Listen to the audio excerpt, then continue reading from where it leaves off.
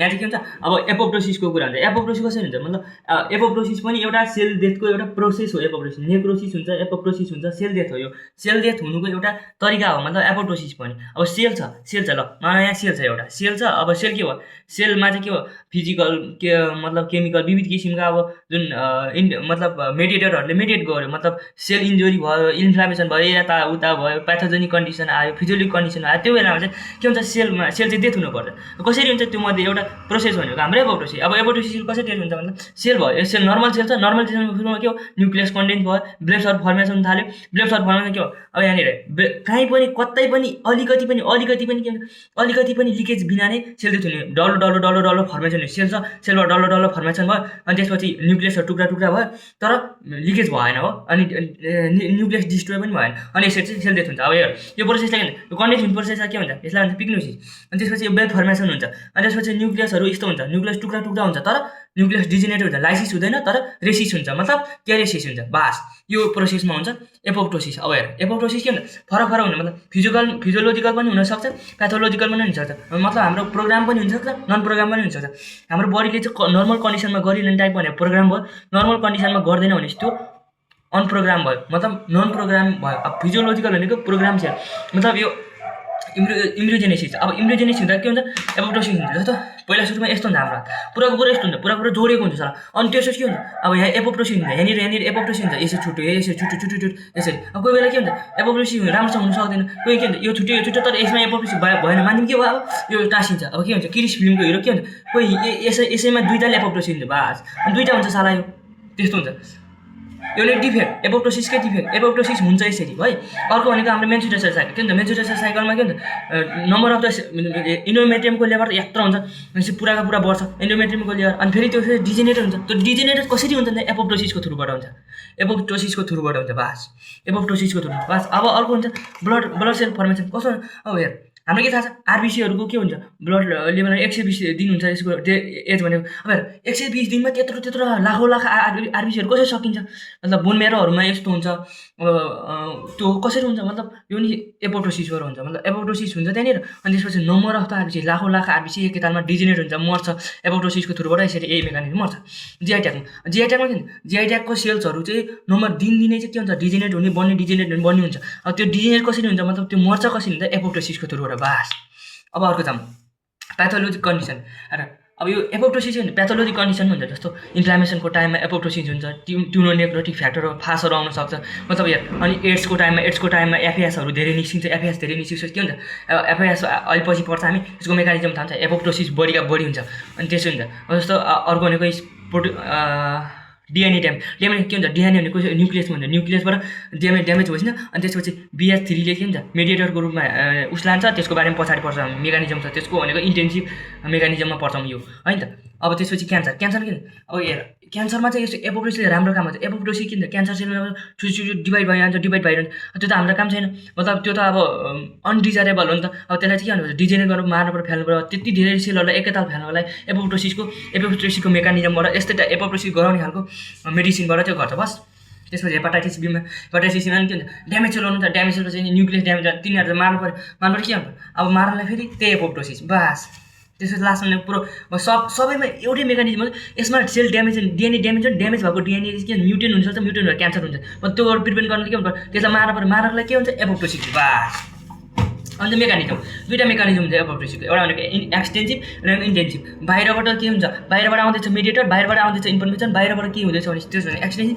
Intensive भने चाहिँ भित्र मतलब डिएनएमा केही डिफेक्ट हुँदैछ, डिएनएमा केही खराबी हुँदैछ, डिएनएको प्रोटिनमा खराबी हुँदैछ यस्तो टाइपमा चाहिँ इन्टेन्सिभ फ्याक्टर मतलब इन्टेन्सिभ त्यो चाहिँ। अब दाम पहिला सुरुमा हामी के एक्सटेन्सिभ एक्सटेन्सिभमा के हुन्छ पहिला सुरुमा अब इन्फ्लामेसन होला यता होला उता होला इन्जुरी होला के होला होइन युभी रे लाग्ला डिफ्रेन्स होला, डिफ्रेन्स भयो के भइसकेपछि के अब त्यहाँदेखि के हुन्छ मेडिएटर निस्किन्छ, मेडिएटरको रूपमा एफएस र टिएनएस। मैले के भनेको एड्समा पनि एफएस निस्किन्छ, अनि त्यसपछि के हुन्छ न्युरोलोजिकल डिसअर्डर मतलब पार्किन्सनहरूमा यस्तो त होइन अल्जाइमर्स डिजिजहरूमा चाहिँ के हुन्छ क्यासपेसलाई आफै मतलब एक्टिभेट गर्छ, क्यासपेस आफै एक्टिभेट हुन्छ र अनि धेरै एपोप्टोसिस हुन्छ त्यो पनि हो। तर अहिले भनेको हाम्रो एक्सटेन्सिभ मतलब बाहिरबाट आयो, बाहिरबाट केही इन्जुरी भयो ल मानव सपोज हाम्रो के इन्फ्लामेसन एफएस आउँछ मतलब टिएनएस आउँछ ल टिएनएस आएर ल अब टिएनएस के हो टिएनएस भाइ हुन्छ सेल, यो सेल हो, सेलमा मेम्ब्रेन हो, सेल मेम्ब्रेन के छ टिएनएस भने एफएस एडिसन डेथ डोमेन हुन्छ। मतलब टिएनएफले के टिएनएफ एडिसन डेथ डोमेन हुन्छ, त्यसमा एट्याच हुन्छ।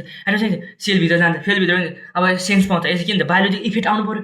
अब हेर लिगामेन्ट डोमेनमा टाँसेपछि बायोलोजिकल इफेक्ट आउँछ, के हुन्छ अब यहाँ भित्र हुन्छ के हुन्छ भित्र प्रोक्यास्पिजहरू हुन्छ। मतलब प्रोक्यास्पिज एट सुरुमा के हुन्छ क्यास्पिज एट भन्छ, मतलब एक्टिभ हुन्छ, प्रोबाट एक्टिभ हुन्छ। मतलब अनि फेरि यसले के गर्छ 8ले फेरि 3 र 7 लाई एक्टिभ गर्छ। प्रो 3 7 क्यास्पिजहरू हुन्छ, प्रो एक्टिभ मतलब धेरै हुन्छ नि त एक्टिभ 1 2 3 के हुन्छ हो, त्यसलाई के भन्छ फेरि एक्टिभ गर्छ। अनि फेरि अब यो 3 र 7 ले भयभरको सबै प्रो फर्ममा भएकोलाई क्यास्पिजमा हुन्छ, मतलब त्यसलाई के भन्छ एक्टिभेट गर्छ भाष। अनि त्यसपछि के हुन्छ लास्टमा एट द लिस्ट के हुन्छ हाम्रो एपोप्टोसिस हुन्छ। एपोप्टोसिस कसरी हुन्छ अहिले भनिसकेको छु, यसरी नै हुन्छ एपोप्टोसिस, सेम वेमा है त।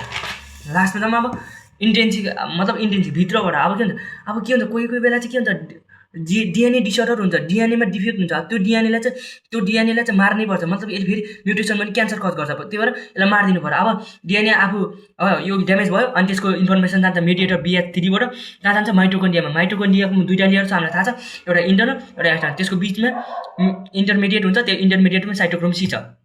अब यो मेम्ब्रेनहरूलाई चाहिँ पुराको पुरा प्रोटेक्ट गरेर राख्ने भनेको हाम्रो मतलब एन्टी एपोप्टिभ मतलब एपोप्टिसन हुन नदिने एपोप्टोसिस हुन नदिने जुन प्रोटिनहरू हुन्छ एन्टी एपोप्टिभ प्रोटिनहरू, त्यसमा त BCL2 फ्यामिली हुन्छ, BCL2 हुनसक्छ, BCL1 हुनसक्छ, BCLXL हुनसक्छ, MCL हुनसक्छ, BCLW हुनसक्छ। यिनीहरूले के भन्छ यो मेम्ब्रेनहरूलाई पुराको पुरा टाइट गरेर मतलब लिकेज हुनु नदिने गरेर राखेको हुन्छ। अब तर जब BH3 जान्छ अनि BH3ले सेन्स दिन्छ कि डिएनए ड्यामेज भयो, अब त्यसले के भन्छ अब यो रिप्लेस हुन्छ प्रोएपोप्टिभ के गर्छ प्रोएपोप्टिभले एपोप्टोसिस गराउन हेल्प गर्छ माथि मतलब त्यसले के गर्छ गराउन गर्छ।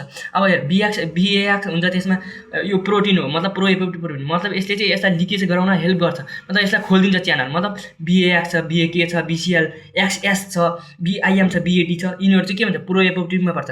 अब के हुन्छ अब त्यसले रिप्लेस गर्यो अनि यो खोलेपछि के हुन्छ साइटोक्रोम बाहिर आयो। अब के हुन्छ अहिले जस्तो अब यहाँनिर के हुन्छ साइटोक्रोम बाहिर आयो अनि प्रो क्यास्पेज 9 हुन्छ। प्रो क्यास्पेज के हुन्छ क्यास्पेज 9 मतलब एक्टिभेट गरिन्छ। अनि फेरि यसले के हुन्छ 3 र 7 लाई सेम माथिको जस्तै 3 र 7 लाई एक्टिभेट गरिन्छ 9ले प्रो फर्म अफ 3 र 7 क्यास्पेजलाई एक्टिभ गरेर के हुन्छ क्यास्पेज 3 7 गरिन्छ। अब फेरि के हुन्छ अनि त्यसले फेरि सबै भयभरको सब क्यास्पेजलाई सेल भरिको अनि फेरि के हुन्छ लास्टमा एट दिस के हुन्छ एपोप्टोसिस हुन्छ। अनि एपोप्टोसिस कसरी हुन्छ एपोप्टोसिस फेरि सेम स्टाइलमा यसरी नै हुन्छ सेम वेमा। यो एपोप्टोसिस पुरा इन्फर्मेसन। मतलब एपोप्टोसिस राम्रो पनि छ नराम्रो पनि छ, खास नराम्रो खासै धेरै छैन। नेक्रोसिसको छ एपोप्टोसिस चाहिँ के हुन्छ फिजियोलोजिकल छ प्याथोलोजिकल छ, त्यही भएर अलि राम्रो छ। मतलब हाम्रो शरीरमा भइरहेको हुन्छ मतलब नभए पनि नहुने छ एपोप्टोसिस हो। जस्तो क्यान्सर लाग्दाखेरि कति क्यान्सर लाग्नु दिँदैन, लागिसकेपछि त्यसको ट्रिटमेन्ट आउँछ।